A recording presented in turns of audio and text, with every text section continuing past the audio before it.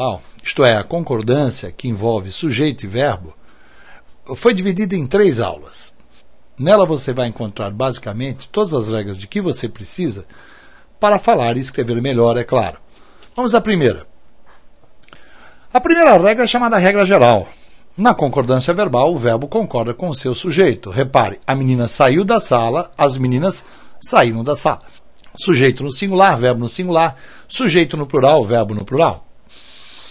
Já quando você tem um sujeito composto, observe bem, se ele estiver antes do verbo, você só tem uma saída, verbo no plural.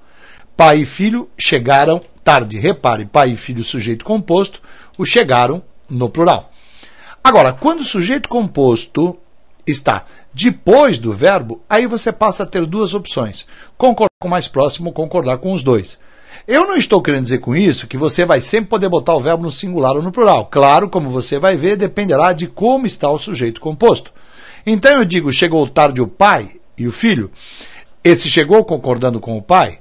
Volto a insistir, os 2 chegaram tarde, hein? Só que eu resolvi concordar apenas com o pai. Também eu posso falar, chegaram tarde o pai e o filho, nesse caso concordei com os 2. Agora, cuidado. Se o mais próximo elemento do sujeito composto estiver no plural, é óbvio, tanto concordando com ele, você vai dizer chegaram, como concordando com os 2, você vai dizer chegaram. Então, aí você passa a ter apenas uma opção estrutural. Bacana? Terceira regra. Se o teu sujeito composto for formado de pronomes pessoais, como é que funciona isso? Funciona sobre a lei do privilégio. A primeira pessoa é mais importante que a segunda, e a segunda é mais importante do que a terceira. Então, o eu manda no tu, o tu manda no ele. O nós manda no vós, o vós manda no eles. Então, quando eu digo eu, tu e ela, eu só posso dizer iremos, porque quem está mandando aí sou eu. Como são 3 pessoas, eu sou obrigado a colocar o verbo na primeira pessoa do plural. Nós, eu, tu e ela, somos nós iremos. Eu e tu, iremos, nós iremos. Tu e eu, iremos, nós iremos. Agora, cuidado. Tu e ela, aí que a gente erra muito, hein? A gente fala tu e ela vai, tu e ela vão. Tu e ela são 2 pessoas, tem que ir para o plural. E um detalhe, a mais importante aí é o tu.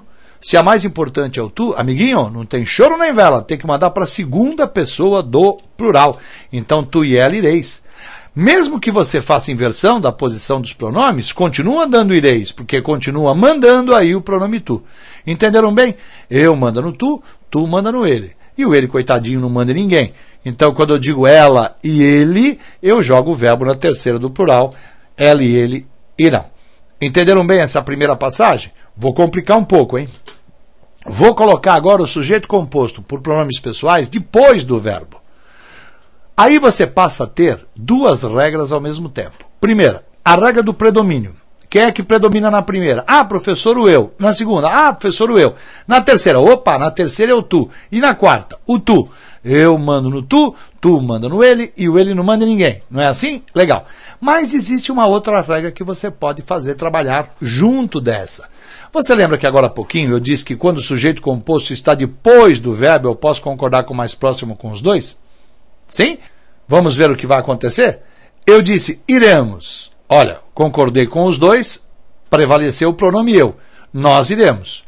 Eu direi iremos. Concordei com os 2, prevaleceu o eu de novo. Nós iremos. Porém, ireis. Quem é que está prevalecendo agora? O tu. Tu e ela corresponde a vós. Vós ireis. E a outra, ireis também. Não é porque eu coloquei o tu depois do ela que vai mudar alguma coisa? Ela e tu, prevalece o tu, vós ireis. Tá bom? Nessa primeira parte eu concordei com os 2. Mas o que é que eu poderia fazer também? Concordar só com o mais próximo. E dizer, irei eu e tu. Irás tu e eu. Olha que interessante. Irás tu e ela. E até irá ela e eu. Então, cuidado com essa regra. É uma regra que demanda muita atenção. Primeiro, leve em conta quem é que manda em quem. Segundo, leve em conta se o sujeito está antes do verbo ou está depois do verbo. Valeu? Quarta regra. Quando você tem uma palavra que resume todo um sujeito composto ou distribui a ação do verbo para cada um dos elementos do sujeito composto, Você tem o que nós chamamos de aposto resumidor ou distribuidor. Não interessa qual dos dois você tenha. O verbo só concorda com o aposto, por isso é estranho. Note, o rapaz, a moça e a freira é o sujeito composto dessa frase. Olha, rapaz, moça e freira, 3 pessoas, mas o verbo está no singular, saiu, porque concorda com a palavra ninguém. Professor, posso guardar que toda vez que eu tenho aposto resumidor, o verbo fica no singular? Não pode, não. Por que não pode, não? Porque amanhã o aposto resumidor pode ser um todos. Olha lá. O verbo aqui vai concordar com todos e vai ficar saíram. Então, o importante é isso. Tem o aposto resumidor, tem o aposto distribuidor, o verbo concorda com ele.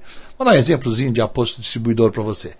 O aluno, a aluna, o professor, cada um recebeu o prêmio. Notem que interessante. Se eu tivesse dito o aluno, a aluna, o professor receberam um prêmio, você entenderia que cada um deles recebeu um único prêmio. Já quando eu falo o aluno, a aluna, o professor, cada um recebeu um prêmio, você está dando um prêmio para cada um deles. Essa é a função do aposto distribuidor. Distribuir a ação do verbo sobre cada um dos elementos do sujeito composto. E o sujeito é composto, 3 pessoas. Mesmo assim, o verbo ficou no singular, concordando com o cada um, concordando com o aposto distribuidor. Fácil essa, né? Número 5. Elementos ligados pela palavra com. Aí você dá uma olhada. Se não houver vírgula na frase, olha o que vai acontecer. O verbo fica no plural. Já se houver vírgula, o verbo vai concordar com o primeiro. E tem motivo para isso. Quando não é vírgula, o que você tem é só um sujeito composto. Então, sujeito composto antes do verbo, verbo no plural. Agora, quando você tem vírgula, aí o sujeito é simples. Ué, e esse com os alunos? Esse com os alunos é o famoso adjunto adverbial de companhia. Note, ele está deslocado aí. A frase correta, ou a frase na sua ordem normal, seria o professor chegou com os seus alunos. Por isso, chegou concordará sempre com o núcleo do sujeito composto. Toda vez que você tem expressões como não só, mas também, não só, como também, ou tanto como, o verbo ficará no plural. Você dirá, não só o rapaz, mas também a moça saíram. Não só o rapaz, como também a moça saíram. Tanto o rapaz como a moça saíram. Sempre o verbo no plural. Já quando você tem a expressão bem como e assim como, o verbo vai concordar com o primeiro. Cuidado, não guarda singular. O primeiro pode estar no plural. O verbo concorda com o primeiro. O rapaz, bem como a moça, saiu. O rapaz, assim como a moça, saiu. Tá bom? E se a palavra ou se os elementos do sujeito composto forem ligados pela palavra ou? Aí você dá uma olhadinha e vê o significado que a frase tem. Se os 2 elementos do sujeito composto forem sinônimos, ou houver indicação de exclusão, você só vai ter singular. Quer guardar como eu aprendi? Ora, se são sinônimos, os 2 valem por 1.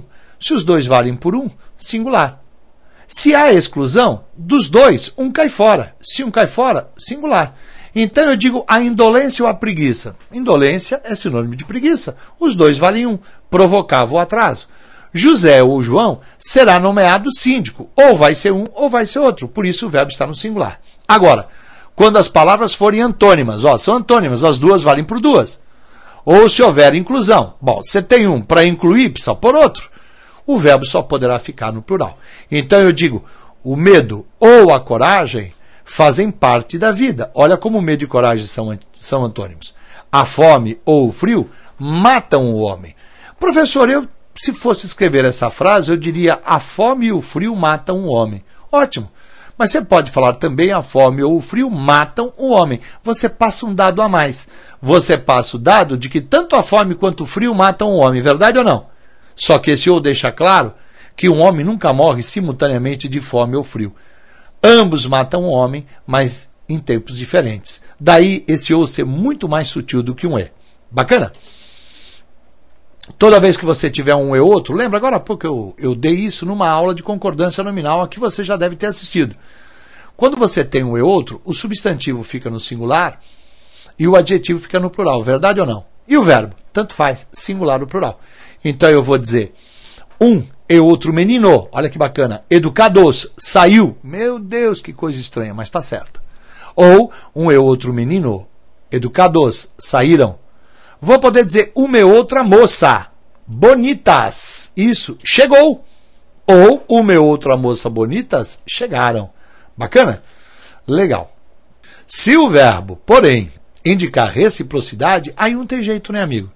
Reciprocidade, um faz uma coisa para o outro devolve a coisa para esse primeiro. Aí o verbo só poderá ficar no singular. Uma e outra moça bonitas abraçaram-se. Você nunca poderia dizer abraçou-se, porque cada uma estaria abraçando a si mesma, o que seria uma loucura. Bacana? E a 10ª? Quando você tem um ou outro, ou uma ou outra, aí verbo só no singular. Claro, lógico, né? Esse ou aí vai sempre indicar uma exclusão. Um ou outro rapaz se casará com a rica pretendente. Legal? Só um dos dois. Faça agora os seus exercícios. Você tem aí à sua disposição. Veja o gabarito. Se não souber, pegue a parte comentada. E assista a segunda aula de concordância, que é tão ou mais importante quanto essa que você acabou de ver.